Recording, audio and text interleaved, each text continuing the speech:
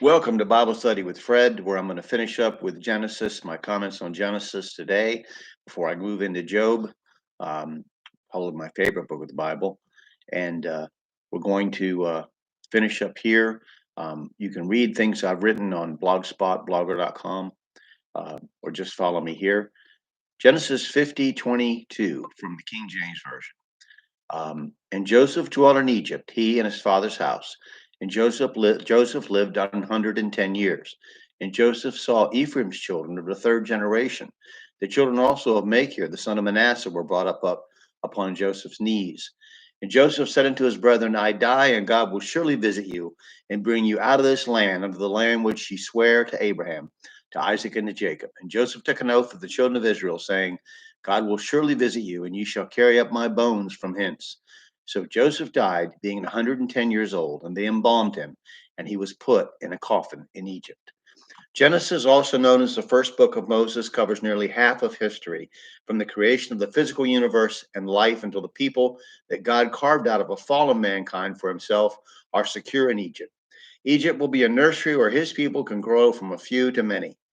In God's ministry of reconciliation, drawing mankind to himself, Genesis lays out the first steps, dealing with man's sin, using man's foolish and often wicked choices, and going beyond anything that man himself planned to produce this end result of salvation for those who would receive God in the flesh for their salvation.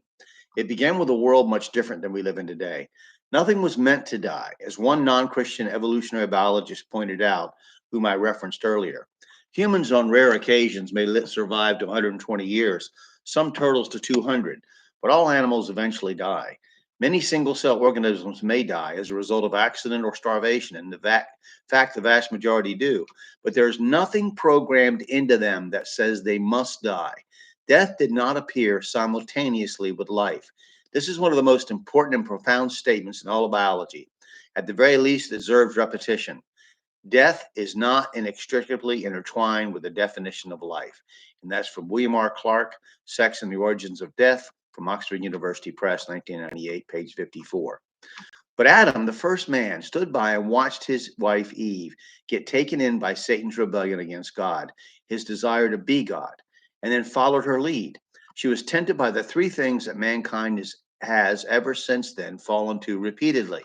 In Genesis 3:6, and when the woman saw that the tree was good for food, and that it was pleasant to the eyes, and a tree to be desired to make one wise, she took of the fruit thereof and did eat, and gave also unto her husband with her, and he did eat. 1 John 2:15-17. Love not the world, neither the things that are in the world. If any man love the world, the love of the Father is not in him. For all that is in the world, the lust of the flesh, that would be good for food in Genesis 3:6, and the lust of the eyes, that's pleasant to the eyes in Genesis 3:6, and the pride of life, desired to make one wise in Genesis 3:6, is not of the Father, but is of the world. And the world passes away, and the lust thereof, but he that doeth the will of God abideth forever. As Jesus warned the religious of his day, walking on earth as a human being, in Luke 16:15, and he said unto them, Ye are they which justify yourselves before men, but God knoweth your hearts, for that which is highly esteemed among men is abomination in the sight of God. Genetically, spiritually, psychologically, culturally, and in every way, all human behavior was tainted by this willingness to exercise their free will to defy God's commands and break fellowship with him. The result was death for all living things, decay and corruption.